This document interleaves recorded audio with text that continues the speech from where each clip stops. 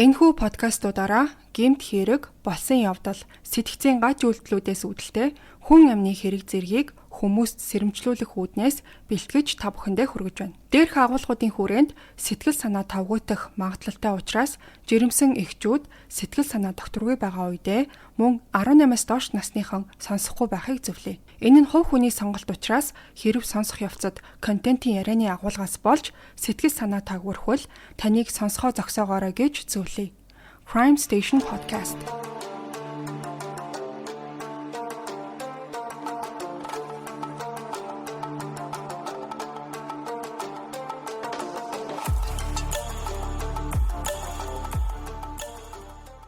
Сайн байцгаана уу сонсогчдоо, та бүхэндээ шинэ оны мэнд хүргэе. 2026 оны хамгийн эхний дугаар та бүхэнд хүрэхэд инхүү бэлэн болсон байна. За өнөөдөр та бүхэнд би маш сонирхолтой, өрнөлттэй, яг л кино үзээд дуусгасан юм шиг санагдахаар нэг түүхийг ярихаар бэлдсэн байгаа. За энэ түүх бол 2022 онд гарсан Free Chol Soo-Lee буюу Chol Soo-Leeг чөлөөлгөх баримтат кинотой холбоотой. За энэхүү кино нь болохоор Америк нэгдсэн улсад цагаачлан амьдарч исэн солонгос гаралтай Chol Soo-Lee гэх хүний маш адармаатай амьдралын түүхийг өгүүлдэг. За түүний амьдрал яг юунаас болоод ийм алтартай баримтат кино болж чадсан талаар одоо та бүхэнд дэлгэрэнгүй ярьж өгье. За ингээд хэдүүлээ ярианыхаа гол хэсэг рүү орцгоё. Үйл явдал Калифорни мужийн Сан Франциско хотын Чайнатаунд өрнөж байгаагаар эхэлдэг. За энэ газар нь ер нь бол онцгой түүхтэй бүс нутаг гэж явдаг. Анх 1850 онд байгуулагдсан. Хойд Америкт хамгийн эртний, хамгийн том Чайнатаун байгаа. За өнөөдөр бол жуулчдын очих газар болсон ч гэсэн өмнө нь бол хятадын гэмт бүлэглэлүүдийн ноёрхсон маш аюултай тийм хороолол гэгддэг байсан юм байна. За тухайн үед бол голлон хяналт тогтоож исэн бүлэг нь болохоор Watching гэдэг нэртэй маф маягийн бүлэглэл байсан. За тэд бол хууль бус мөрөөдө тоглоом, өндөр хүүтэй зээл олгох үйл ажиллагаанд мэргэшсэн байсан. За харин Joe Boys гэх өөр нэг бүлэгэм нь Watching-ээс салбарлаж гарсан. За тэгээд Watching мөрөөдө тоглоомыг баазаж, за харин нөгөө Joe Boys гэдэг нь болохоор харт тамхи наймаалах, хулгай дээрэм, ааллах зэрэг илүү тийм харгас гэмт хэрэгүүдэд төвлөрж исэн юм байна. За эдгээр бүлэглэлүүд бол байнга хоорондоо тэмцэлттэй буудалцаан гарах нь бол элбэг байсан. Хүн амиа алдах явдал ч гэсэн жирийн үзэгдэл болсон байсан. Ингээд 1973 оны 6 сарын 3-нд Watching гэд бүлэгмийнх нь удирдагч Tak гэх хүн буудуулж амнасаа алдсан тийм үйл явдал болсон юм байна. За энэ хэрэг бол оройн цагаар хүн хөдөлгөөн ихтэй Чайнатауны яг төвд нь Pacific Avenue болон Grand Avenue-гийн уулзуур дээр болсон юм байна. За халдагч тэгээд болохоор Pacific Avenue дагуу цухтаад алга болсон. Цагдаа нар бол яаралтай очиж 5 гэрчиг олсон юм байна. За ойролцоо 30-аас 40 орчим хүн байсан ч гэсэн за энэ үйл явдлыг тодорхой харснаа нь ердөөл 5 цагаан арьстай эрэгтэй хүмүүс байсан.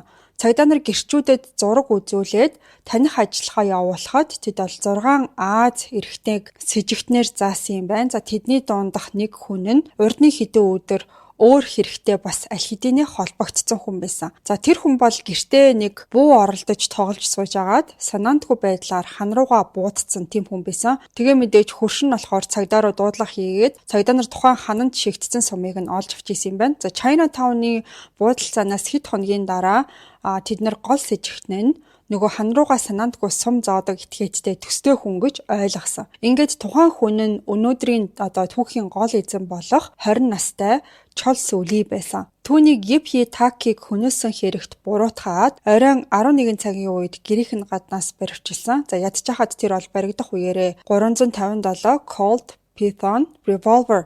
За тэгээд 41 ширхэг сум карманда хийцэн авч явж исэн. За ингээд эндээс ерөнхийдөө бүх зүйл өрнөж эхэлсэн гэж ойлгож байна. Chol Soo баригдах үеэрээ зүхтах гэж юусоо оролдоогүй, харин сандарч зөвхөрсөн байдалтай цагдаа нартай ярилцсан. За байцаалтын үеэр тэр бол өөрийгөө байнга л би энэ хэрэгтэй ямар ч холбоогүй гин буруугүй гэж мэдүүлсээр байсан. Цагдаа нар харин хэрвээ чи үнэхээр гин бурууг байх юм бол удахгүй сууллагдана. Өмгөөлөгч энэ төр огт хэрэггүй, жоохон л хүлээчгээ гэж хэлсэн байгаа. Тэгээ нөгөөх чинь итгээд өмгөөлөгч авахгүйгээр хэд хоног шоронд хоригдсон. 8 хоногийн дараа буюу 73 оны 6 сарын 11-нд цагдаа нар line up гэж нэрлэдэг нөгөө гэмт хэрэгтнийг таних тийм ажиллагааг зохион байгуулсан. Байцаалтын өрөөнд болохоор өндөр арсны өнгө, биеинжин төстэй хүмүүсийг игнүүлж зогсоож жагаад за тэгээд нэгэн сэжигтэн бусд нь одоо нөгөө fillers буюу тухайн одоо нөгөө line up игнээг нь дүүргээ зогсож исэн цагдаа, хоригдол, за эсвэл сайн дурын тим хүмүүс байсан байгаа. Хажуу талын өрөөнд нь болохоор гэрчүүдийг оруулж агаад тэгээд хэн буудсныг танихыг хүссэн одоо тим нэг үйл явдал болсон. За харамсалтай нь энэ таних ажиллагааны үеэр 3 хүн чолсууг буудсан этгээд мөн байна гэж заасан юм байна. За бас чолсуугийн калибр буу хэргийн газраас олдсон сумны төрөлтэй нь бол таарч исэн. Гэхдээ энэ дээр бол нэг зүйл байгаа. Ирсэн байсан бүх гэрчүүд буудсан этгээдийг хятад хүн байсан гэж мэдүүлсэн байдаг. Тэгээд цагаан арьстай гэрчүүд ер нь бол Аз хүмүүсийн царайг андуурах тохиолдол маш их байдаг ч гэсэн албан ёсны тодорхойлолтоор бол сэжигтэн нь хятад хүн гэж тогтоогдсон байдаг. За тэгсэн ч гэсэн Солонгос гаралтай чолсууг гол сэжигтэн хിവэр нь үлдээсэн. Тэрнээс гадна бол чолсуу ямар ч гэмт бүлэглэлийн гишүүн байгаагүй. Гол нь тэр бол калибрийн сум за тэгээд гэрчүүдийн мэдүүлэгт нь тулгуурлаад цагдаа нар гэмт бүлэглэлүүд чолсууг хөлсөлж одоо аллах хэлхсэн гэж дүгнсэн юм байна. Чолсуу өөрийгөө гэм буруугүй гэдэг дээрээ бат зогсож хэрэг гарсан өдрийн үдээс хойш би өөрөө ажил дээр байсан. Дараа найз охинтойгоо хамт оройны хоол идчихэд гэрлүүгөө явсан гэдгийг хэлсэн юм байна. За энэ мэдүүлгийг нь худал үннийг илрүүлэх lie detector тест гэж байдаг. Тэрнгээр одоо шалгаж үзээд үнэн ярьж байгаа гэдгийг уг нь бол баталсан байдаг. Гэхдээ энэ lie detector тест ямар ч шатанд шүүх хуралд ашиглагддаггүй болохоор түүнийг бол 1-р зэргийн хүн амны хэрэгт албан ёсоор яллагдагчаар татсан. За тэгэхээр чолсуу гэж хэн байсан? Энэ хүн яагаад одоо гэмт бүлэгмийн толгойлогчийг хөнөөсөн гол сэжигтэн болчвоо гэдэг бас их адармаатай. Түүний өнгөрсөн амьдралын түүхийг хэдүүлээ одоо эргэж сүхий. За Чолсуули маш харамсалтай нөхцөл байдлаар хорвоод мэндэлсэн хүн байсан. За тэр бол 1952 оны 8 сард Солонгосын дайн одоо эд өрнжих үеэр төрсэн юм байна. За ээж нь болохоор бэлгийн хүчирхийлэлд өртөж жирэмсэн болсноор Чолсууг ол төрүүлэх шийдвэр гаргасан байдаг. Тийм болохоор тэр төрсэн эцгээсээ ямар ч дэмжлэг авалгүй өссөн. За сүүлд түүний ээж нь болохоор Америк нэг цэрэгтэй гэрлээд тэгээд Америк руу нүүж явахдаа Чолсууг Солонгост тэгээд авга ах эгчийнх нь асрамжинд үлдээсэн байдаг. За Солонгосын дайн дууссан ч гэсэн тэдний амьдрал бол хэцүү хിവэр байсан. Багтаа Чолсуу хоолгүй хонж заримдаа бүр 2-3 өдөр ч өлсөх үе бишгүй тохиолддог байсан. Гэхдээ азар авга ах эгч нь олол түүнийг өөрсдийнхөө яг юм төрсөн хүү шиг хайрлаж байгаа бүхнээ хуваалцдаг байсан болохоор Чолсуу хожимд тэднийг ол миний жинхэнэ эцэг их гэж дурсаж одоо ярьсан байдаг. За тэгэж байжгаад хэдэн жилийн дараа ээж нь Америкт байсан нөгөө цэрэг нөхрөөсөө салаад Солонгос руу буцаад очсон юм.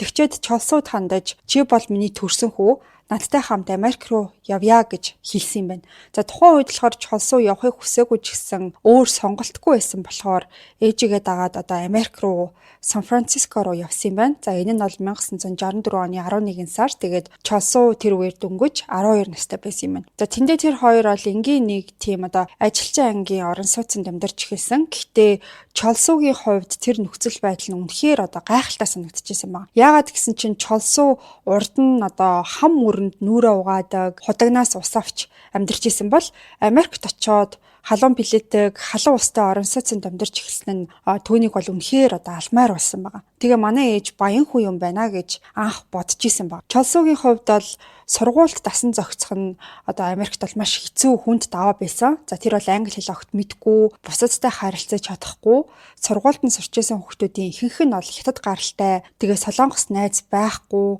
хятад хэлч мэддэггүй байсан. Англи хэл сурахад олон жил шаардагдаж, хичээлээ гүйцэхгүй, нэмээд гэртэн ч гэсэн түүнд ямар нэг хамгаалалт байгаагүй. За ээжийнх нь хандлага болохоор чи өөрийгөө л бодоо гэсэн тийм янзтай байсан байгаа. За гэр бүлийнхээ амжиргаа ганцаараа залгуулж исэн ээж нь бол 2 ажил зэрэг хийдэг. За өдөр нь болохоор лазалсан тийм хүнсний өгүүлдөрт хараа оройн коктейльний бартендер хийдэг. Байнга л одоо тийм ядарсан байдалтай. Тэгчээ заримдаа ажилласаа ирээд Чолсууг бол одоо тэр ууранда зоддог байсан юм. За ийм нэг хэцүүхэн нөхцөл байдалд амьдарч исэн өсвөр насны Чолсуу нэг өдөр сургуулийнхаа сурагчтай зодон хийж багш нарын өрөөнд одоо дуудагдсан. За бусад хүүхдүүд англиар чөлөөтэй ярьж байхад Чолсуу таг дуугаа зогсож исэн.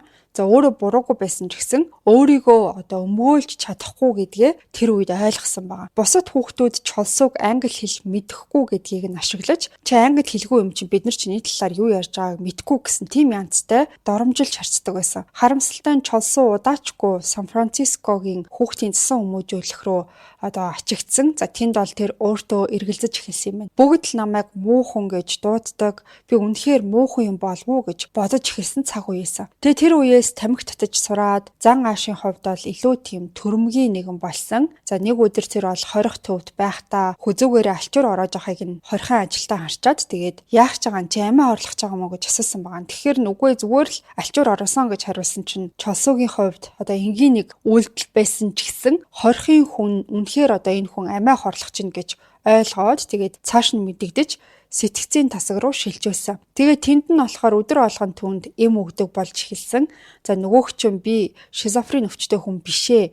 Эм уумааргүй байна гэж эсэргүүцсэн ч гэсэн эмчнэр бол түүнд албатан тариа хийх хүртэл арга хэмжээ авчихсан байна. Англи хэл мэдэхгүйгээсээ болж чолсуу байнга шудраг бус байдалд өртдөг. За юу ч хийсэн байнга хохирдог. Азгүй хүний дүрд орчихсон юм шиг тийм байдлаар амьдарч байсан. За ингээд 3 сар хоригдсны дараа түүнийг бол Напа мужийн сэтгцийн эмнэлэг рүү шилжүүлсэн. За тэнд л одоо эцэст нь түүнд зөв онош тогтоосон юм байна. Чолсуу гэх энэ хүү бол шизофрен өвчтэй биш. Тэр зүгээр л англи хэл мэдэхгүй хүн байна гэж хэлсэн байна. Ингээд түүнийг одоо суллахаар болсон. Ингээд энэ бүх зүйл Америкт очсноос нь хойш өрдөөл жил хагасын дотор болсон үйл явдал байсан. Энэ бүхний дараа чолсуу Америкийн талаар муухай мэдрэмжтэй болсон нь бол ойлгомжтой. Тэр бол ээжтэй гомдож үзэн ядчихсан. Яагаад намайг Солонгост орхиогүй юм бэ? Яагаад энэ улсад очирч сэтгцийн өвчтэй хүн шиг харагдуулж байгаа юм бэ гэж боддог байсан байгаа. Ээжтэй гомдсноосоо болоод тэр гэртээ бол харихаас татгалцсан. Хүүхэд хамгааллын байгууллага бол түүнийг фостер буюу одоо асран хамгаалагчтай айлд байлгахаар болсон ч гэсэн тэндээ дасч чадлахгүй хэдэн сарын дараа оргоод алга болсон. За өсвөр насндаа тэр бол ямар ч туслах хүн байхгүй, амьдрал нь улам бүр дороотож эхэлсэн. За сүүлд нь тэр бол банк дээрэмдсэн хэрэгт холбогдож баригдсан юм байна. За дараа нь 1973 оны Chinatown-ы аллагын хэрэгт сэжигтнээр дутагдах үеэрээ тэр одоо аль хэдийнэ нөгөө банкны дээрмийн хэрэгээсээ болоод тэнсэн харгалзах ялтай байсан үе нь одоо таарсан юм байна. За тухайн банкны дээрэмд чолсуу шууд оролцоотой эсэх нь бол тодорхойгүй байдаг ч гэсэн банкнаас дээрэмдсэн тэр мөнгөтэй нь хамт баригдчихсэн юм байна. Тэр үеэр чолсуу стрип клубын гадаа хүмүүсийг татах зорилгоор зар сурталчилгааны хуудас тараадаг тийм нэг ажил хийдэг байсан юм байна. Нэг өдөр ажлынх нь менежер чолсууд буу үзүүлээд за нөгөөх нь сонирхолтой санагдаж тоглож үзмээр санагдаад тэгээд түр аваад явж болох уу гэж асуусан. За тэгээд тэр бууг ол хэд хоног өөртөө байлгасан. Тэгээ нөгөөх чинь гэртээ тэр бууг цэвэрлж авах үеэрээ санаандгүй хан руу нэг сум зооцсон. За азар тэр сум нь болохоор хажуу айлын хананд бол өвтөрч ороогүй. Тэр явдлаас яг 5 хоногийн дараа түүнийг одоо гэмт бүлэгмийн гишүүнийг алсан байж болзошгүй гэж баривчлаад яллагдагчаар татсан түүхтэй. За хэрэг гарснаас 1 жилийн дараа буюу 1974 оны 7 сарын 10-нд тангарахтны шүүгчэд түүнийг гин буруутай гэж үзээд насаар нь шоронд суулгах ял одоо оноож исэн юм байна. За ингэж энэ хүний хилс хэрэгээр шоронд суух амьдрал эхэлсэн байдгаа. Чолсуу бол өөртөөгөө насжитсуу Ранко Ямада гэдэг нэртэй Япон эмэгтэйтэй маш дотн найзууд байсан. За энэ хоёр хүн хайр сэтгэлийн холбоотой биш мөртлөө үнэхээр одоо ойр дотн нөхөрлөдөг байсан юм байна. Чолсуу Ранкогийн гэрт нь одоо байнга очдог. За тэгээ Ранкогийн ээжтэй хамт хооллдог. Ранко болохоор тэр нөгөө Chinatown-ы гэмт хэрэгүүдэд солонгосчууд ямар ч холбоогүй гэдгийг мэддэг байсан. Тэрнээс гадна чолсууг тийм аимшигтай хэрэг хийж таархааргүй хүн гэдэгт бол маш ихтэй байсан байна. За тэгээ Ранко $500 бариад Сан Франциско даяар чолсууг өмгөөлөх тийм өмгөөлөгч хайж явж эхэлсэн. За гэхдээ хичнээн их яваад хөөцөлдсөн ч гэсэн бүх өмгөөлөгчид түүнд бол энэ мөнгө чи хангалтгүй гэж хэлсэн байгаа. Тэдэнд бол $5,000 хэрэгтэй байсан. За тэгээд 1970-ад оны одоо $5,000 бол асар их хэмжээний мөнгө байсан. За ингээд эцэст нь Ранко өмгөөлөгч болж чадаагүй. Яг энэ үеэр Ранко Америкийн хууль шүүхийн тогтолцоонд ямар их шудраг бус зүйл байдаг гэдгийг одоо өөрийн биеэр ойлгож эхэлсэн байна. Тэгээд тэр бол өөрөө өмгөөлөгч болёо гэж шийдээд хуульчийн сургуульд элсэж орсон байдаг. За суралцж авах хугацаанд ч гэсэн тэр бол чолсууд туслах хүнийг одоо хайсаар байсан. За энэ үеэрээ тэр бол Sacramento Union сонинд ажилладаг Солонгос сэтгүүлч Ли Гён Хван гэдэг хүнтэй бол танилцсан юм байна. Түүний одоо зургийг нь харахад бол 70-80-аад онд байсан тийм маш хүчтэй нөлөө бүхий сэтгүүлчдийн адил тийм сүр хүчтэй төрхтэй хүн байсан гэж хэлж болно. За тэр бол 1928 онд төрсөн. Одоо 98 настай. Тэгээд одоо хүртэл амьд байдгийн байна. За тэр бол Korean American Journalists Association буюу Солонгос Америк сэтгүүлчдийн холбооны үүсгэн байгуулагч тэгээ ерөнхийлөгч нь байсан юм байна. Тухайн үед сэтгүүлч Ли Гён Хван Chinatown-ы харт амхны наймаачдыг мөрдөн сурвалжилж авах үеэрээ ранкогоор дамжуулж Чолсовгийн хэргийн тухай сонссон юм байна. Эхэндээ бол энэ хэрэг 4 жилийн өмнөх явдлаасан болохоор тэр бол төдийлөн анхаарлаа нэг хандуулаагүй. За гэхдээ сэтгүүлчийн мэдрэмжээрээ тэр бол энд ямар нэг зүйл буруу болсон байна гэж зөнгөөрөө мэдэрч эхэлсэн юм байна. За тэр бол мөрдөн шалгах тайлан шүүхийн баримтуудыг нэгтэлж үзээд маш их цочирдсан. За мөрдөн шалгалт болон шүүх ажиллагаа бол ноцтой алдаатай гэдгийг мэдэж авсан. Бүр Чолсогийн харьяаллыг нь хүртэл одоо Солонгос Хятад Америк гэж буруу бүртгэсэн байсан. За үүндээ бол тэр Солонгос Америк гаралтай хүн байсан. Одоо гол алдаа за эсвэл бүр зохиомол баримт гэж хэлж болох зүйлсээс нь заримыг нь ярив. За юуны өмнө нь бол шийдвэрлэх нотлох баримт гэж үзэгдсэн зүйл болох сумны асуудал байгаа. Чолсогийн буунаас гарсан сум болон Ip-E-Taki-ийн бийд олцсон сум хоорондооологт таараагүй. За өмнө нь одоо тайлбарлаж ирсэнчлэн калибр нийжил байсан ч гэсэн сумаар буудах үед бууны гол дотор ховлын мөр гэдэг зүйл хурууны хээ шиг давтагдчихгүй тийм тэмдэг суман дээр үлддэг. За тэгээд тус бүр нь өөр хэлбэрчдэг. Нэг буунаас гарсан сумнууд ижил төрлийн гэмтэл мөртэй байх ёстой. За гэсэн хэдий Чолсогийн буунаас гарсан сум Ip-E-Taki-г хөнөөсөн сум нь огт өөр байсан. За энийг болохоор Чолсо санаандгүйгээр өөрийнхөө хан руу буудсан цагдаа нар нотлох баримтаар хурааж авсан тэр сумтай одоо харьцуулахад нь илэрж исэн юм байна. Тэгээ яг энэ зөрүүн тодорхой болсны дараа цагдаа нар тухайн нотлох баримтыг чимээгүй хүн устгаад шүүх хурлын явцад огт дурдаагүй өнгөрчихсөн байсан. Таних ажиллагаа буюу одоо нөгөө лайн ап гэж яриад ирсэн шүү дээ. Тэрний тухайд гэх юм бол Чолсо баривчлагдах үеэр нь олон сэжигтэн байсан мөртлөө таних ажиллагаанд зөвхөн Чолсог л оролцуулсан юм байна. Анх гэрчүүд бол зурагтай таних ажиллагаагаар ойролцоогоор 6 хүнийг заасан байсан ч гэсэн амьдаар нь одоо таних ажиллагаанд болохоор ганцхан тэр Чолсог гаргацсан байсан. Ерөнхийдөө үнэн зөв байдлыг хангахын тулд олон өөр таних ажиллагаа хийж сэжигтэн бүрийг тусад нь олоод шалгах хэрэгтэй байдаг. За энийг бүр цааш нь тодруулах юм бол нэг удаагийн таних ажиллагаанд нэг сэжигтэн за харин бусад нь одоо хэрэгтэй ямар ч холбоогүй тийм нөгөө филлерс гэж яриад байсан шүү дээ. Дүүргэгч тийм хүмүүс байдгийм. Тэгсэн чинь энэ хэрэгт болохоор Чолсогаар нэг удаа таних ажиллагаа хийлгчээд Минсу, Хёнсу гэх зэрэг бусад одоо боломжит сэжигтнүүдээр огт таних ажиллагаа хийлгээгүй өнгөрцөн байсан. За энэс гадна зарим гэрчүүд нь алуурчин бордуу одоо алтлаг өнгийн Cadillac машинаас буусан гэж мэдүүлсэнийг нь огт мөрдөн шалгаагүй байсан. Cadillac гэдэг нь болохоор өөрөө тансаг ангиллын машин. Чолсо бол тийм машинтай байх ямар ч боломжгүй. За энэ нь бол эрэлттийн баян гэмт бүлэглэлийн гишүүдийг заасаар байтал цагдаа нар бол тухайн мөрийг нь дагаж шалгаагүй байсан юм. Шүүх ажиллагаа өөрөө ч гэсэн маш тийм гүн гүнзгий алдаатай байсныг нь олж мэдсэн. Эхэндээ Чолсогийн хэргийг Сан Франциско мужийн шүүх хариуцаад шүүхээс томилогдсон өмгөөлөгч уг нь бол ажиллаж исэн. За гэхдээ 1 жил 2 сарын дараа шүүх хурлыг одоо гинтэл Сан Францискогоос Сакраменто руу шилжүүлээд Чолсог Хамилтон гэдэг нэртэй шинэ өмгөөлөгч рүү шилжүүлсэн. За асуудал нь болохоор шүүх хурал ердөө 2 сарын дараа товлогдсон байсан. За тэгээ шинэ өмгөөлөгч хүн амны хэргийн материалыг ийм богино хугацаанд бэлтэн гэдэг бараг л боломжгүй. За тухайн үеэр Хамилтон гэдэг нөгөө өмгөөлөгч бол эсэргүүцэж би энэ хэргийг хариуцж чадахгүй. Яагаад шүүхийн байршлыг гинт өөрчилсөн гэж асуух маягаар эсэргүүцэжсэн ч гэсэн харамсалтай нь ямар ч хуульцсан үндслэлгүйгээр түүний эсэргүүцлийг няцаасан байсан. Сүүлдээ урдны өмгөөлөгч нь туслана гэж амлаад Хамилтон бол шүүх хуралд бэлтгэж эхэлсэн ч гэсэн 2 сарын хугацаанд одоо 1-р зэргийн хүн амны хэргийн сэжигтэн өмгөөлөхөд бэлдэх гэдэг нь өөрөө ямар ч боломжгүй зүйл байсан. За Хамилтон болохоор өмнөх өмгөөлөгчөөс хэрэгтэй холбоотой материал, мөрдөн шалгах баримтуудыг авах гэж оролдох болгонд нөгөөх нь утсаа огт авахгүй, хариу өгөлгүй бараг тэр чигтээ мөрцсөн баг. Тэгээ ийм сул өмгөөллийн баримт бичгтээ орсон болохоор Чолсог 1974 оны 7 сард гин буруутай гэж тооцоод бүх насаар нь шоронд сулгах ял оноос нь түүхтэй байна. За тэгээд яг нөгөө нөгөө Ранко гээд найз нь бас сэтгүүлч Ли Гён Хван хоёр мөрдөн шалгалтын үеэрх ноцтой алдаануудын талаар тэр чигт нь илчилж бичгээд бэлтэж авах үеэр нэг маш эвгүй зүйл тохиолдсон.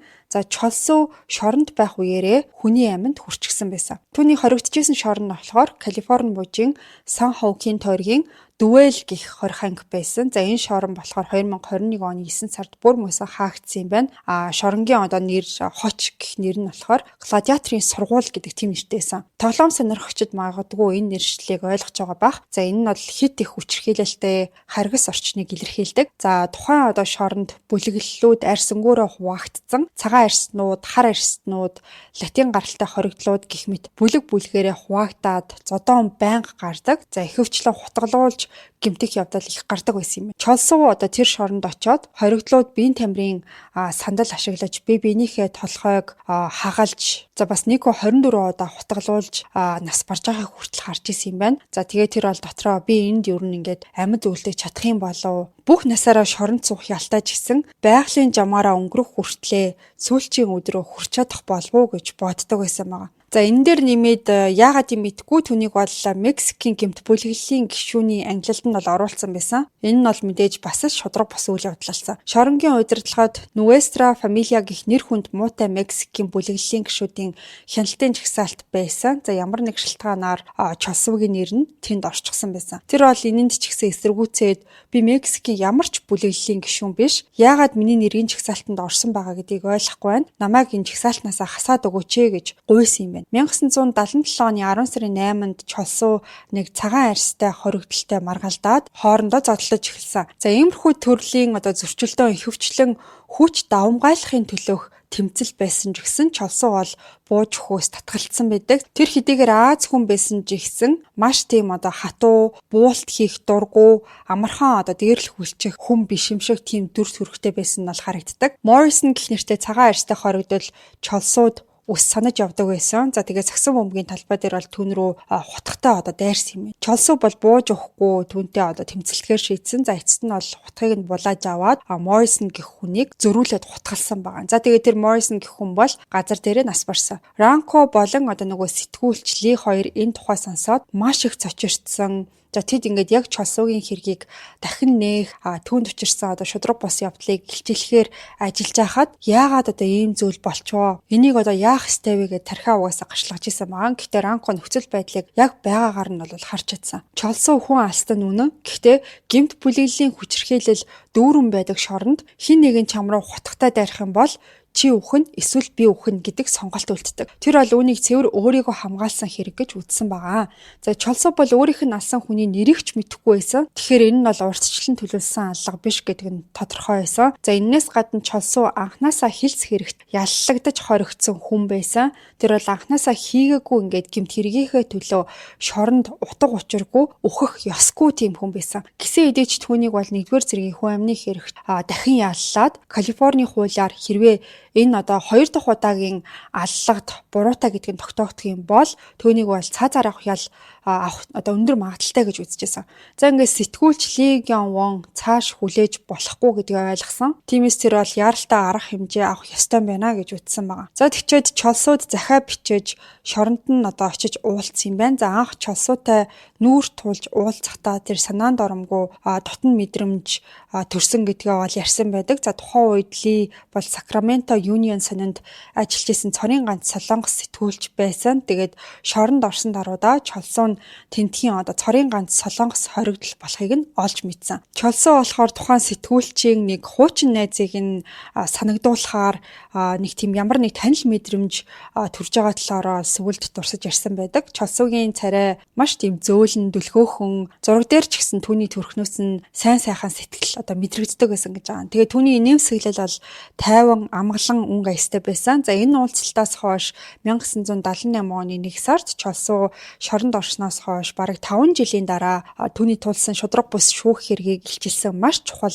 нийтлэл бол хэвлэгдэж гарсан байгаа. За тухайн нийтлэлийн гарчиг нь болохоор Alice in Chinatown Murder Case гэдэг нэртэй байсан. За ингээд энэхүү нийтлэл нийтлэгдсэн даруйда Солонгос Америк нийгэмлэгт ялангуяа залуу Солонгос Америк оюутнууд бол маш идэвхтэй нэгдэж оролцож эхэлсэн юм байна. Калифорни нэг хуульчийн сургууль сургуулийг дөнгөж төгссөн Ю Ж Kwon гэх хуульч бол энэ хөдөлгөөнийг манлайлж гарч ирсэн. Тэр бол Save Cholsu Committee-г байгуулад ерөнхийлөгч нь болсон юм байна. Free Cholsu хөдөлгөөн богино хугацаанд хүчээ авч Сакраменто хотын багш Grace Kim, сэтгүүлч Lee Kyung-won, Чолсуугийн хамгийн дотны найз Ранко болон бусад олон хүн идэвхтэй оролцож эхэлсэн. Солонгос Америк нийгэмлэгийн маш олон хүн энэ хөдөлгөөнд нэгдсэн юм байна. Солонгосын сүмүүд онцгой үүрэг гүйцэтгэж хүмүүст тэнд цуглаж Чолсуугийн хилс яал түүнд яаж туслах боломжтой талаар ярилцаж түүний төлөө залбирдаг байсан. Ингээд эдгээр үйл ажиллагаанд санхүүжилт шаардлагатай байсан болохоор тэд бол жижиг ярмаг үзэсгэлэнг зохион байгуулж Чолсуугийн зурагтай футболк, постэр зэрэг бараа бүтээгдэхүүн зарж эхэлсэн. За мөн хурж ирсэн зочдоор түүнийг суллахыг шаардсан өргөдөлд гарын үсэг зурулж исэн. Тухайн ярмаг үзэсгэлэнгүүд нь томорсоор за эцэст нь бол концерт, бүжгийн арга хэмжээ хүртэл зохион байгуулагдсан юм байна. За таслбарын борлуулалтаар илүү их мөнгө цуглуулж чадсан. Өөр нэг бүтээлч санаа нь болохоор дуу зохиож, радиогоор цацах явдал байсан. За тухайн дуу нь бол хүчтэй гитар, бас хөгжимтэй. Тэгээд Чолсуугийн эмгэнэлтэй түүх, түүнд учирсан шудраг бус явдлыг олон нийтэд хүргэх зорилготой байсан. Free Cholsu хөдөлгөөний хүчин чармаалтын ачаар дэмжлэг нь бол Сан Франциско дахь Солонгос Америк нийгэмлэгийн хүрээнээс цааш давж тэлж эхэлсэн. Лос Анжелес, Нью-Йорк, Хавай мөн бүр өмнөд Солонгосоос хүртэл хүмүүс нэгдэж Free Cholsu гэж уриалж эхэлсэн юм байна. Энэ нь бол цаашид зөвхөн солонгосчуудын асуудал байхаа нэгэнт болсон. Хятад, Япон, Филиппин зэрэг бусад Аз Америк нийгэмлэгүүд Cholsuгийн хэргийг Америк нэгдсэн улс дахь Аз хүмүүст чиглэсэн арьс өнгөөр ялгарлан гадархалтын тод жишээ гэж үзээд ил тод дэмжинэ гэдгээ илэрхийлсэн. За үнэн дээр мөрдөн шалгах явцад цагдаа нарт Chinatown-ы гэмт бүлэглэлийн гишүүдийн зурагтай альбом байсан нь бол илэрсэн. За энэ нь бол баривчлагдсан хүмүүсийн нүүр зураг нөгөө mug shot гэж ярьдэн штэ. Тэр mug shot-ийн цуглуулга байсан. За тэг гэрчүүд яг энэ альбомноос Cholsuг заасан байсан. Хинч түүний зураг яагаад тэнд байсныг бол ойлгож чадаагүй. За тэр хизээч ямар нэг гэмт бүлэглэлийн гишүүн байгаагүй. За энэс ч илүү ноцтой зүйл нь юу байсан гэхээр тухайн зургийн альбомных нь нүүрэн дээр цагдаагийнхан албан ёсоор зурсан хятад хүнийг тийм шоолсон маягтай хэтрүүлсэн хүүхэлдэйн киноны тийм аниме зураг энтер зурсан байсан явдал байсан. За тэр царай нь болохоор алдартай зохиолуудад гардаг муудур болох Фу Манчугийн тэмдэг зүрхтэй ижил хятад гэмт хэрэгтний хэвшмэл дүрслэлийг санагдуулж исэн байгаа. 1978 оны 7 сарын 7-нд өмгөөлөгч Юугийн тусламжтайгаар Cholsu шүүхэд хүний эрхийг хамгаалах зорилготой хууль зүйн өргөдөл гаргасан юм байна. За энэ нь бол түүнийг хууль бусаар хоригдож байгааг эсэргүүцсэн, маргах боломж олгосон, маш чухал алхам болж өгсөн. За үүнээс өмнө бол Cholsu ийм боломж байдаг гэдгийг огт мэддэггүй байсан. Хинч түүнд энэ талаар хэлж байгаагүй. Харин дараа нь бүх зүйл өөрчлөгдсөн. За Free Cholsu хөдөлгөөн улам бүр хүч авахын хэрээр сэтгүүлчид бол түүнтэй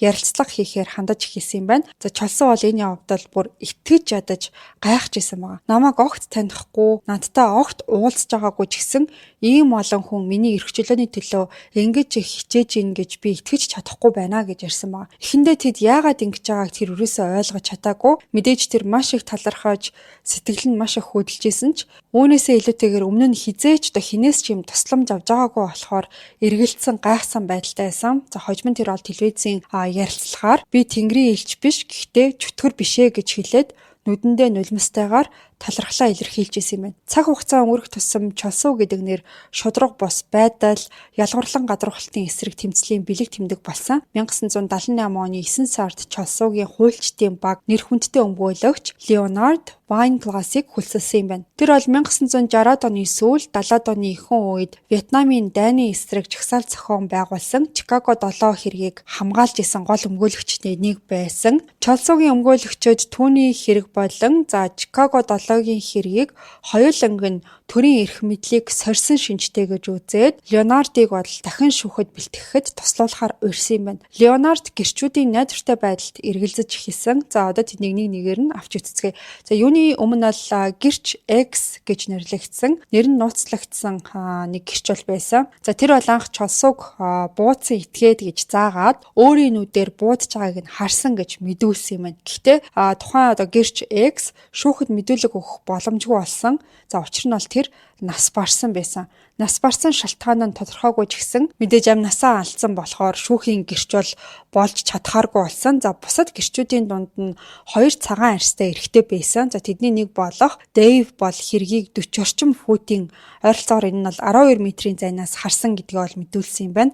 За тэр бол цагдаагийн тэр зурагтай таних ажиллагаанд хамгийн түрүүнд Чолсуугийн царайг заасан хүн байсан. За гэхдээ дараа нь нэг чухал баримт илэрсэн нь Дэйв болохоор олон жилийн өмнө яг л одоо Чолсуутай адил өсвөр насныхны одоо хүүхдийн цэсэн хүмүүжүүлэх гэж ярьдэн шүү дээ. Тим хорих төвд Чолсуутай хамт байсан байгаа. Энэ хоёр хүн бол хоорондоо огт найз байгаагүй. Бүр ерөөсөө харилцаж үзээгүй ч гэсэн тухайн үед тэр хорих байранд байсан цорын ганц Аз хүн нь Чолсуу байсан юм байна. Тийм болохоор Чолсуу Дэйвийг танихгүй байсан ч гэсэн Дэйв болохоор Чолсуугийн царайг маш амархан санах боломжтой байсан. Учир нь гэх юм бол тухайн үед тэнд байсан цорын ганц Аз хүн нь Чолсуу байсан болохоор ингээд ой тойнд нь бол тэр чигтээ өвлдсөн гэсэн. За нөгөө нэг гэрч нь болохоор Энди гэдэг нэртэй дэлхийд алдартай тийм цанын одоо спортын тамирчин хүн байсан.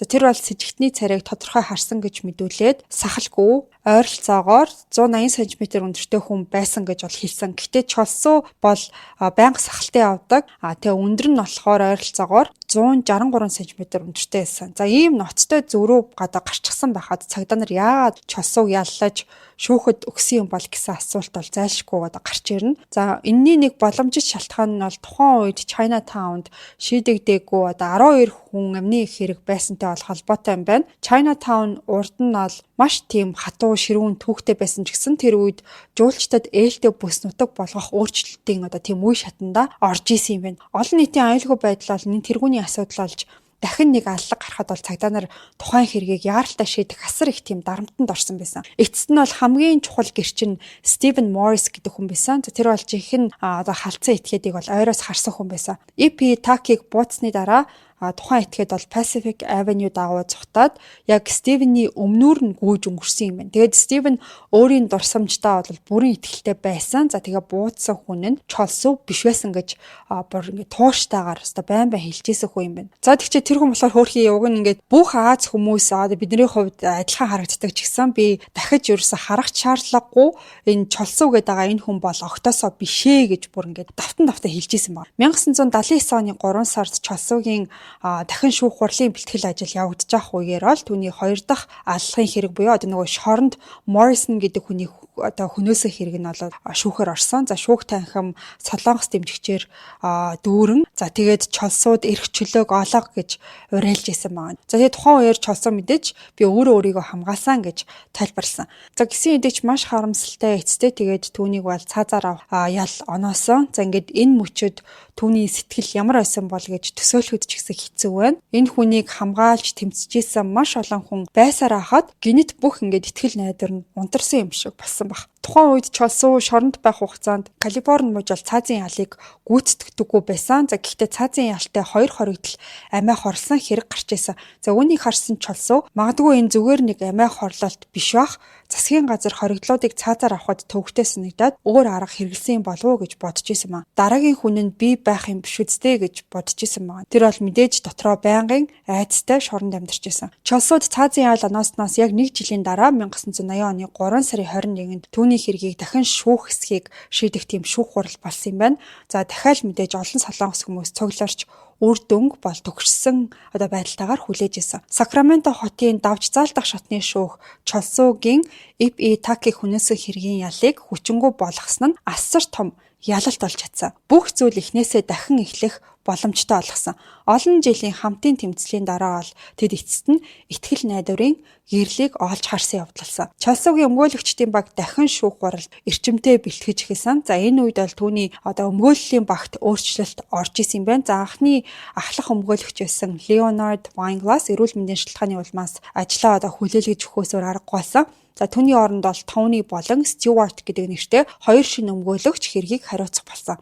За эцэст нь бол 1982 оны 100 дахин шүүх хурал нэхэлсэн. За энэ удаад шүүхийн явц Чолсуудад илүү ашигтайгаар өрнөж чадсан. Анхны шүүх хурал алдаа зөрчлөөр дүүрэн байсан болохоор өмгөөллийн талд бол няцаах олон үндслэл бол гарч ирж исэн. Хамгийн шийдвэрлэх нийлт нь юу байсан гэхээр анхны шүүх хурлын үеэр прокурорууд маш чухал нотлох баримтыг нуун дарагдуулсан явдал байсан. Ip Tak гэдэг хүн нь болохоор 3 хүчингийн хэргийн сэжигтэн байсан юм байна. За энэ нь бол түүнийг хөнөөх магадлалтай хүн олон байсан гэдгийг нь харуулсан нэг шалтгаан байсан. Тухайлх юм бол хохирогчд нь өөрсдөө эсвэл тэр хохирсон хүмүүсийн гэр бүлийнх нь хүмүүс ч гэсэн Ip Tak-ыг алахын тулд ирсэн байж магадгүй гэсэн тийм нэг сэжвэр бол гарч ирсэн ба. За энэс гадна нэг гэрч Ip Tak-ыг буудуулахаас өмнө хин нэгэнтэй маргалдаж ямар нэг зүйлийн талаар тохиролцож ярилцжсэний дараа буудуулсан гэж мэдүүлсэн байдаг. За ингээд энэ баримтууд нь болохоор яг үнэндээ хэрэг гарсан даруйда цагдаагийн тайлбанд бол бичигдсэн байсан. Тэгээд мөрдөн шалгалтанд бол уг нь маш чухал мэдээлэл байсан юм байна. Гэхдээ энэ талаар ямар ч нэмэлт мөрдөн шалгалт хийгдээгүй.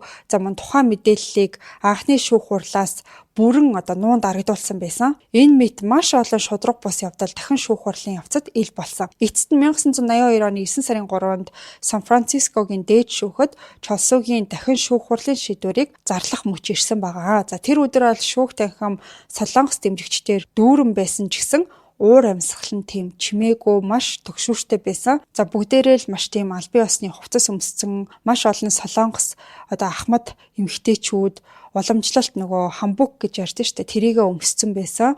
За аюулгүй байдал бол маш тийм чанга хамгаалагчид ямар нэг эмх замбраагүй байдал үүсэх вэ гэд бүх зүйлд бол бэлэн байсан ба. Хуульчдын баг болон Free Cholsuu нийгэмлэгийн зүгээс олон нийтэд бол дахин сануулсан байгаа. Ялсан ч гэсэн маш тайван хүлээцтэй байцгаагаарай гэж хэлсэн байна. За ингээд шийдвэрийг унших мөч ирсэн. За шүүгч бол хэргийн дугаарыг дуудаж тангарахтнуудын нэрсийг уншаад за эцэст нь Чолсуу гин буруугүй гэж зарлсан. За ингээд тухайн мөчөд бол өмнө нь анхааруулж исэн ч гэсэн хүмүүс сэтгэл хөдлөлөө барьж чадаагүй. За тухайн нийгэмлэгийн ерөнхийлөгч, өмгөөлөгч Юу Квон хамгийн түрүүнд баярлан орилж удалгүй бүх шүүх танхим бүрийн дэлбэрж байгаа юм шиг маш их дууч мэдээ авсан. Хүмүүс баярлаж хашгирч уйлж хоорондоо тэрвэрлдэж бүр Солонгосын төрийн дуулалыг хүртэл дуулцгааж эхэлсэн. Чолсуу бол тэр үеэр бүхий л айдас дарамтаа орхиж камерын гэрэл анивчих үеэр маш тодоор нэмсгэлж байгаа нь бол харагддаг. Түүний дэргэд зөвхөн Солонгос нийгэмлэг Save Чолсуу нийгэмлэг байгаа зогсохгүй анхнаасаа түүнд итгэжсэн сэтгүүлч Ли Гён Хван болон түүний дотны найз Ранко нар ч гэсэн зогсож исэн. За тэдний баяр хөөргийг үнэхээр үгээр илэрхийлэхийн аргагүй байсан. Гэхдээ шоронд болцсон аллагын хэрэгээс Чолсуу цаазын ялын хоригдлол хിവэрэ үлдсэн. За тэр хэргийн давж заалтах ажиллагаа үргэлжилж исэн юм байна. За 4 сарын дараа 1983 оны 9 сард Калифорни мужийн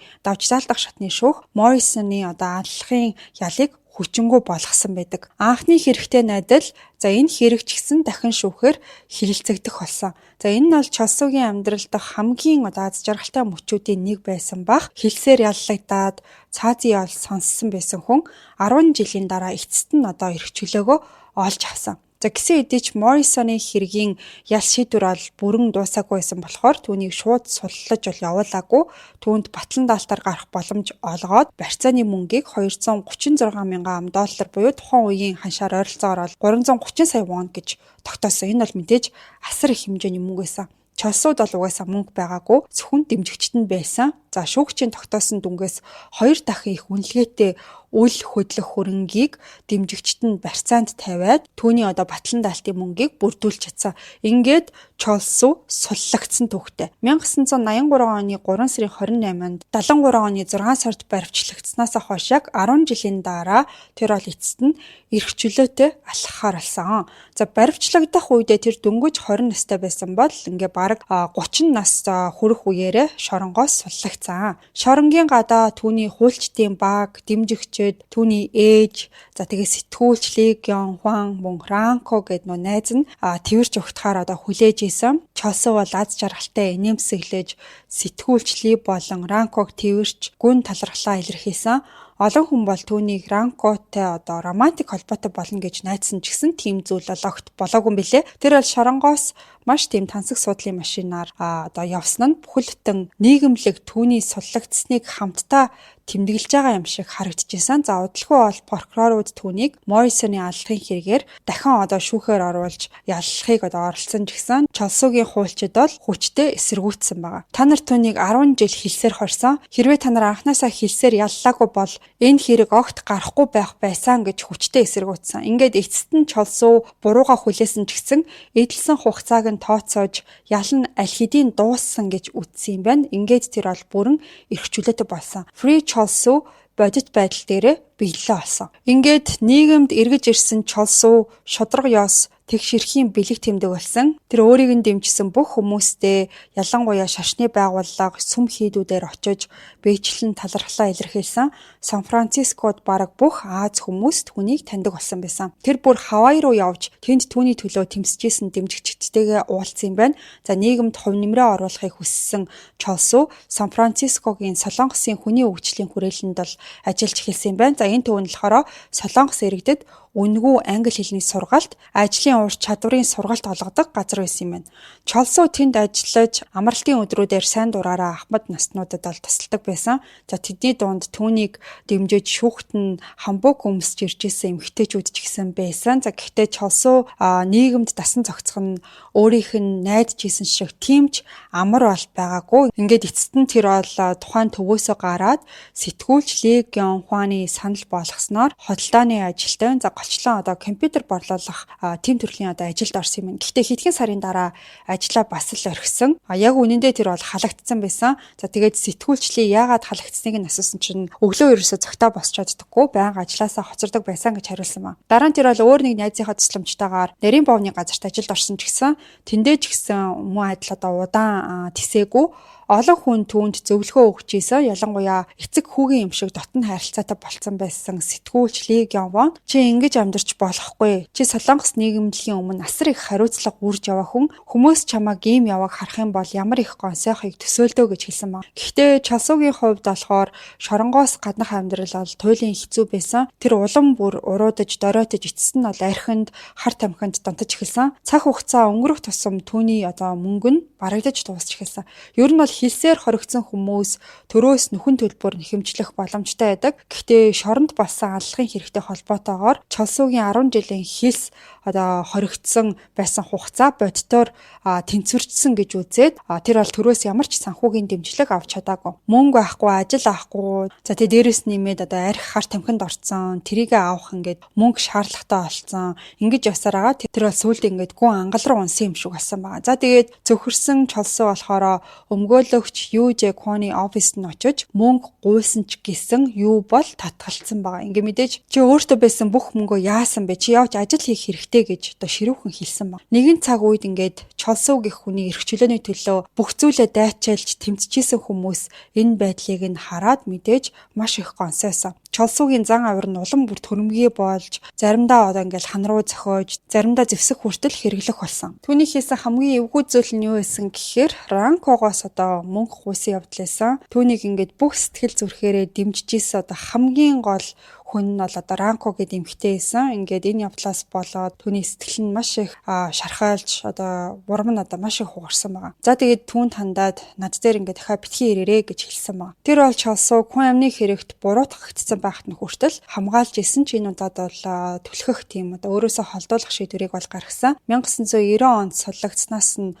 7 жилийн дараа Чолсо дахиад шоронд орж хар тамхи хууль бусаар хадгалсан хэрэгээр 18 сарын ял сонссон юм байна. Нэгэн цаг үед мянган хүн Free Чолсо гэж уриалж исэн бол тэр хүн эцэс сүулдэ өөрийнхөө хүслээр ингээд шорон руугаа буцаад орсон юм шиг байсан. За тэгээд тэнүүчилсэн он жилүүдээ Чолсо хожим нь ярихдаа би хүмүүстэй хамт байж ярилцаж цагийг өнгөрүүлэхэд зүгээр байдаг. Харин ганцаараа үлдэхээр гүн сэтгэл гутралд ороод яг л шорондоо бутсан юм шиг болдгоо гэж ярьсан. За тэгээ энэ бүхнийг эргээд харахад бол Чолсогийн амьдрал эхнээсээ л хүнд замналаар өрнөсөн. Тэр дөнгөж 12 настай байхдаа өөрөө ч хүсээгүй байх үеэрээ ээжтэйгээ хамт Америкт очихоос өөр аргагүй болсон. За ээж нь бол түүнд анхаарал тавих ямар ч завгүй бүр гар хүрч зоддог байсан. Чолсуугийн яриагаар бол ээж нь түүнийг өөрийг нь хүчинтсэн эрэгтэй хүүхэд гэдгээр нь үзий яддаг байсан юм. Сургууль дээр нь ч гэсэн түүнд бол хамгаалалт огт байгаагүй.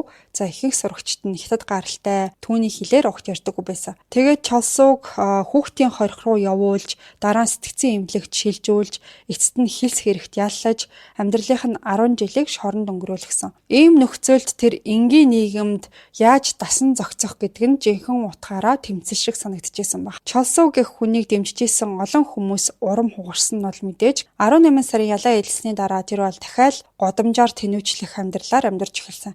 Эцэст нь тэр урд нь үзэн яддаг байсан хятадын гэмт бүлэглэлүүдтэй холбогдож эхэлсэн юм байна. Тэр бол дахин хизээж хөл тавихгүй гэж тангаргалж исэн Чайнатаунд буцаж очсон нь үнэхээр ойлгомжгүй байсан. За тэрнээс хойш бол Чолсуу улам бүр аюултай үйл ажиллагаанд татагдах нэгэн болсон. 1991 онд тэр бол нэг хамсаатныхаа хамт галдан шатаах хэрэг үйлдсэн юм байна. За бүлэглэлийн тушаалаар тэд бол эрх мэдлийн төлөөх тэмцлийн үеэр өрсөлдөгч бүлгийн удирдагчийн охины Сансет дүүрэгдэх байшинг шатаах үүрэг авсан байсан. Аз болоход тухайн үед бол байшинд нь хүн байгаагүй. Чолсуу шалан дээр бензин асгаад тэгээд яг асаах гэж бэлтгэж явах үеэр нь гал нь огцом дэлбрээд тэр бол бензин дээр халтарч унаад нүд эрэмхийн зугар бүх биед галт автаж эхэлсэн юм. За тэгээ нөгөөх чинь галаа унтраахын тулд газраар нэг өнхрөөд маш их сандарсан байдалтай байсан ч гэсэн маш их хэмжээний түлэгдэлт бол авсан. За тухайн ослоор түүний биеийн 90% нь 3 дугаар зэргийн түлэгдэлт авсан юм байна. 3 дугаар зэргийн түлэгдэлт нь бол хамгийн хүнд хэлбэр гэж явдаг. Амьсгалын тогтолцоо хүртэл гэмтээх тийм чадaltaй. Гэсэн хэдий ч тэр бол аимшигтай өвдөлтийг тисээд ухаан алдаагүй хിവэрэ байсан. За тэгээ хожим тэрийг ярихдаа би яг л тамд орчихсон юм шиг санагдсан. Тэсвэрлэшгүй их өвдөлттэй байсан гэж хэлсэн. За энэний дараа тэр бол дахиад шүүхэд дуудагдаж 3 жилийн тэнсэн харгалзах ял сонссон юм байна. За энэ нь бол түүний амьдралын 3 дахь бүлэг байсан гэж ойлгож болно. Түлэгдэлтийн аимшигтай өвдөлтийг тэсвэрлэж байхдаа тэр бол нэг шийдвэр гаргасан. Би ингэж цаашид амьдарч чадахгүй. Би өөрчлөгдөх ёстой гэж дотроо хэлсэн маа. За одоо Чолсууг харахад бол нас ахисан түлэгдэлтийн сарваар дүүрэн болсон ч гэсэн нүдэнд нь шинэ гэрэл бодолд нь шинэ ийм төсөөлөл бол асчихсан байсан. За нэг ярилцлагын үеэр тэр бол сэтгүүлч Ли Гён Воны тухай ярихдаа нулимс унгаж намайг дэмжсэн бүх хүнд би талархаж явдаг. Гэхдээ Ли сэтгүүлчийн хувьд талархахаас ч давсан зүйл тэр надад амьдралаа зориулж хүний эрхийг минь буцааж өгсөн гэж хэлсэн байдаг. Биеийнх нь байдал таагүй, доглон алхдаг байсан ч гэсэн Чолсуу бол сургуулиудаар явж лекц уншиж эхэлсэн юм байна. За тэр бол ялангуяа залуучуудтай их ярилцаж нийтийн нэгдэл, эв санааны хүч ямар чухал болохыг онцолдог байсан. 2014 оны 12 сарын 3-нд Чолсуу Сан Францискод уушигны өвчний хүндрэлээс болж 62 наснда таалал төгссөн юм. Шоронд өнгөрүүлсэн 10 жил түүний эрүүл мэндэд асар их хохирол учруулсан. За түлэгдснийхээ дараа тэр бол амьдралынхаа үлдсэн хугацаанд өдөр болгон өрөвдөлтөй амьдарсан түүхтэй юм байна. За ингээд энэ түүх бидэнд маш олон зүйлийг бодогдууллаа гэж бодож байна. Ямар нэг цаг үед гадаадд байгаа Аз гаралтай хүмүүс бид нар өөрсдөд дээрээ авч үзэх юм бол Монгол хүмүүсээ хамгаалж хоорондоо эв нэгдэлтэй бие биенээ гэсэн сэтгэлтэй байх хэрэгтэй гэдгийг сануулсан жишээ болсон болов уу гэж бодсон. За энэс гадна хүн өөрийнхөө амьдралыг өөрчлөх хүчтэнхээ заавал байх ёстой гэдгийг сануулсан тийм түүх юм болов гэж бас бодлоо. Монголчууд ер нь багийн спортод муу, ганцаарчлалтын төрөлд илүү амжилт гаргадаг, монголчууд нэгдэж чаддаггүй гэсэн ташаа олголт бол маш их байдаг. Яг бид нар солонгосчууд шиг шударга ёсны төлөө тэгж хідэн саяараа жагсаал цуглаан хийх хэмжээнд хүрч чадахгүй нь үнэн ч гэсэн зөв зүйлийн төлөө бөөндөө байвал ямар нэг сайн чиглэл рүү хөтөлж чаддаг гэдгийг олон жишээн дээрээс бас харсан бах. 3-3 бас Physical Asia гэх мэт төрлүүдээр сүүлийн үед бол монголчууд багаараа бас амжилтанд хүрдэг гэдгийг нотолж бидэнд бол харуулж чадсан. Тэгэхээр энэ түүхээс улбаатаагаар зөв зүйлд түүчээлэгч биш юмаа гэхэд ядаж нэгдэж чадах нэгэн та байгаарэ гэдэг үгээр дугаараа өндөрлүүлэе гэж бодож байна. Ингээд энэ түүх танд таалагдсан гэдэгт бол итгэлтэй байна. Үнэхээр миний хувьд анх сонсоод анх энэ түүхийг судлаад маш сонирхолтой санагдсан. За өнөөдрийн дугаартай хамт байсан нийт сонсогчдоо баярлалаа. Энэ хүртэл сонссон бол улаан өнгийн зүрх комент хэсэгт үлдээгээрэй. Бүгдээрэнд нь сэтгэл зүйн амар амгалан хүсье. Амралтын өдрөө ая тухтай өнгөрүүлээрэй. Хэдүүлээ эрх мөгмөр гарагт бас нэгэн сонирхолтой дугаараар эргээд уулзъя.